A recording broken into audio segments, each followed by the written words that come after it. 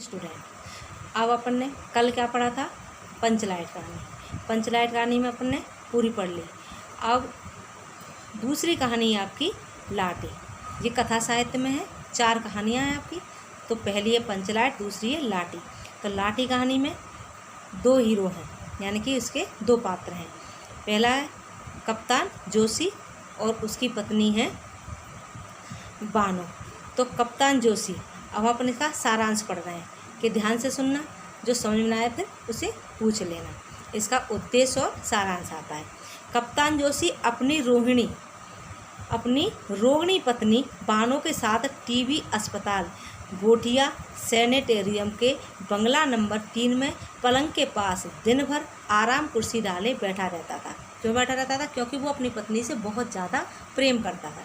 कभी अपने हाथों से टेम्परेचर चार्ट भरता, कभी समय देखकर दवाइयाँ देता। बगल के मरीजों की भी बड़ी तृष्णा और चाव से सेवा करता था। यानी कि वो अपनी बीवी की भी सेवा कर रहा था और बगल में जो लेटे हुए थे मरीज थे उनकी भी सेवा करता था।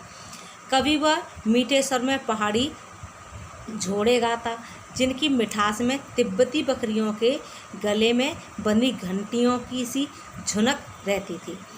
पहाड़ी मरीज घुमक कर कहते, वाह कप्तान साहब, एक और, यानी कि एक और सुनाओ।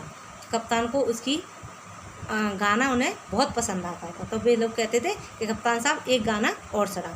कप्तान अपनी पत्नी सुंदरी बानो की ओर देख बड़े लाड़ से मुस्कुराता, क्योंकि उसकी पत्नी बहुत सुंदर थी। बानो कौन थी? कप्तान की पत्नी। उसका क्या था? गोरा चेहरा बीमारी से एकदम पीला पड़ गया था, क्योंकि उसे काय की बीमारी हुई थी? टीबी की बीमारी। वह दिन रात कप्तान को टुकुर टुकुर देखती रहती, क्योंकि कमज़ोर हो गई थी बहुत ज़्यादा और हॉस्पिटल में भर्ती थी, इसलिए उसे टुकुर टुकुर देखती रहती। उन दिनों गोठिया का डॉक्टर एक अधेड़ स्विस था। उसने कप्तान से कहा, तुम जरा भी परहेज नहीं करते, यानी कि इसके बीवी से थोड़ा दूर रहना था तुम्हें, तुम बिल्कुल भी दूर नहीं रहते हो।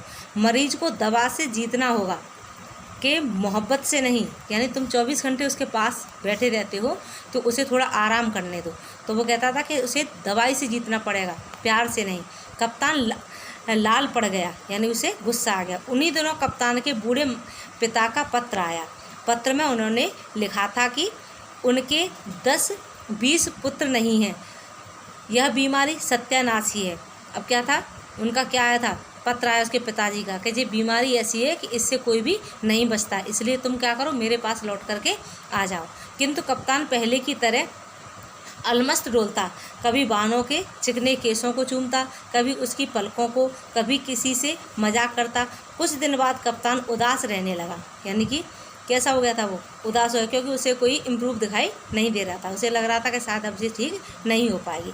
बानों की बड़ी बड़ी आंखों में भी उदासी के डोरे पड़ गए, अब वो भी उदास रहने लगी। कप्तान को वे पुराने दिन याद आने लगे, जब वह बानों को अपने ओवरकोट में लपेटकर अपनी देह से सटाए लंबे चीड़ की छाया में बैठा रहता था। वह बानों की हर जिद पूरी करता था कि वो बानों की जो बानों कह देती वही करता था, क्योंकि बहुत सुंदर थी और उसे मोहब्बत भी बहुत ज़्यादा करता था। एक दिन शाम होते ही बानो मुरझाने लगी, यानी कि उदास हो गई। डॉक्टर दलाल आया और कमरा खाली करवाने का नोटिस दे दिया। उन्होंने कहा कि अब ये तो ठीक नहीं हो पाएगी, तो उसने क्या कर दिया? कमरा खाली कर दो, कल ही मरीज को यहाँ से ले जाना होगा। मरीज 3 दिन से ज़्यादा नहीं बचेगी, यानी कि उसकी मौत नज़दीक आ गई। कप्तान का चेहरा सफ़ेद पड़ गया, बहुत उदास हो गया। दूसरे दिन सुबह उठा तो देखा बानो पलंग पर नहीं थी, कि अब जिस सो गया था इसकी आंख लग गई, तो बानो उसे पलंग पर दिखाई नहीं थी। खोज हुई किंतु बानो कहीं नहीं मिली। उसे ढूंढा बहुत, लेकिन उसे दिखाई नहीं दी। दूसरे दिन घाट पर बानो की साड़ी मिली थी, पास में कोई नदी नाला बह रहा था, वहाँ पर बानो की साड़ी दिखाई दी। दूसरे दिन शायद मृत्यु से पूर्व ही बानो नदी में मृत्यु से मिलने चली गई, यानी कि उसकी मौत तो 2 दिन बाद बताई डॉक्टर ने, लेकिन उसने सोचा कि ये अब तो ये शायद मृत्यु को प्राप्त होगी, वो पहले ही उसने मौत को अपने गले से लगा लिया। कुछ दिन तक कप्तान उसकी साड़ी को छाती से लगाए फिरता रहा। बहुत मोहब्बत करने के कारण क्या करता, उसके कपड़ों को अपने देह से लगा के रखता था। 1 साल बाद कप्तान का फिर विवाह हुआ। कप्तान की नई पत्नी के पिता मेजर जनरल थे। 40 तमगे लगाकर उन्होंने कन्यादान किया। पत्नी प्रभा MA पास इकलौती लड़की थी। बहुत जल्दी कप्तान का हंसना खिलखिलाना सब भूल कर रह गया। 4 साल में कप्तान को 2 बेटे और 1 बेटी देकर प्रभा ने धन संचय की ओर ध्यान दिया। यानी कि उनके कितने बच्चे हुए थे? 2 बेटे और 1 बेटी। तो अब उन्होंने सोचा कि बच्चे होने के बाद में उनकी परवरिश के लिए कि अब थोड़ा धन एकत्रित किया जाए। फिर एक बार नोटों की मोटी गड्डी लेकर नैनीताल घूमने गए। अब पूरी फैमिली उनकी घूमने के लिए निकल गई। अब कप्तान की थोड़ी तौन निकल आई थी, यानी कि वो अपनी फैमिली में मस्त हो गया था। अब उसे उसका बानों का कोई भी अता पता नहीं, तो उसकी शादी होगी, अपनी लाइफ में सेटल हो गया था। तो इसलिए उसने क्या करा कि अब खा रहे पी रहे मस्त रह रहे थे, सो थौन निकल आई, अच्छे खासे तंदुरुस्त हो गए। ये मूँछों में अब वह ऐंठ नहीं रह गई थी। नैनीताल ग्रांड होटल में दोनों टिके। विभिन्न प्रकार के भोजन पैक कराकर पहाड़ घूमने दोनों निकले। फुवाली के पास गाड़ी रुकवा करके एक छोटी सी चाय की दुकान पर चाय पीने उतरे। दुकानदार चाय बना ही रहा था कि अलख निरंजन करते वैष्णवों का एक दल चाय की दुकान घेर कर खड़ा हो गया। वैष्णवियों का एक दल आया जो चाय की दुकान पर आकर के खड़ा हो गया था। वहीं पे जो दोनों भी चाय पी रहे थे। हेड वैष्णवी बड़ी मुखर और मर्दानी थी। वह बोली, सोचा बामण जीव की दुकान की चाय छोरियों को पिलाऊं। सबको देखते हुए दुकानदार बोला, अरे लाटी भी आई है। उसमें एक लड़की कौन थी? लाटी थी। तो दुकानदार ने कहा, अरे लाटी भी आ गई है। वैष्णवी ने कहा, अरे कहाँ जाएगी अभागी? जो उसकी टोली के लोग थे उन्होंने कहा, अभागी कहाँ जाएगी, हम यहीं पर रहेगी, हम लोगों के साथ ही रहेगी।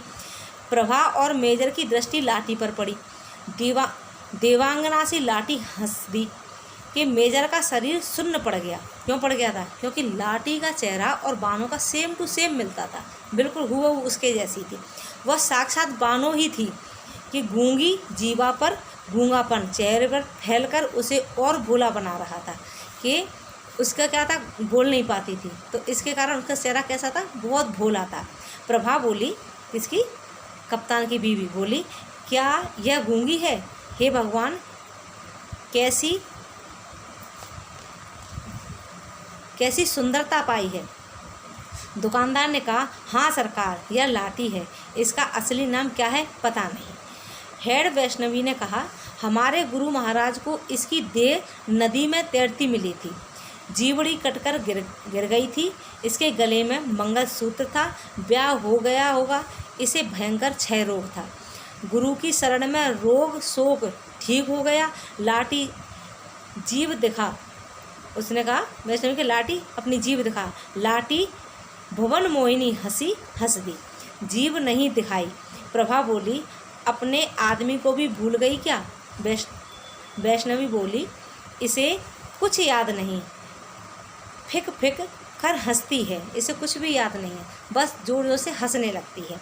चाय का पैसा देकर वैष्णवी उठ साली लाटी, एक हल्की सी ठोकर मारकर लाटी को उठाया। वे सब चले गए। लाठी उठी, दल के पीछे पीछे चली गई। तो ये है आपकी कहानी लाठी। तो लाठी में क्या है, थी कौन? वो बानो थी। और लेकिन अपने रोग की डर की वजह से वो उसने आत्महत्या करने की कोशिश की, लेकिन वो नदी के किनारे पे वैष्णवी दलों को मिल गई। और वहाँ पे मिलने के बाद में उन लोगों ने देखा ये बीमार है, उसका इलाज किया। और इलाज से देखो उसे क्या मिली, विजय प्राप्त हुई। उसने क्या करा, हिम्मत से काम लिया, तो वो क्षय रोग से जीत गई। और जीतने के बाद में लेकिन उसकी क्या जीभ कट गई थी। तो जीभ कटने का याददाश्त भी चली गई उसकी। तो पता ही नहीं चल कि इतनी प्यारी थी कि वो कप्तान भी पहचान गए थे कि ये लाठी है। और ये है आपके कहानी का पूरा सारांश। तो इसे ध्यान से पढ़ो और ध्यान से याद रखो, ठीक है। ये आपके एग्ज़ाम में आता है। ओके बच्चों, अब इसका उद्देश्य जो हम उस पर डाल देंगे, आपको ऐड कर देंगे, तो आप लोग उसे नोट कर लेना, ठीक है। ओके।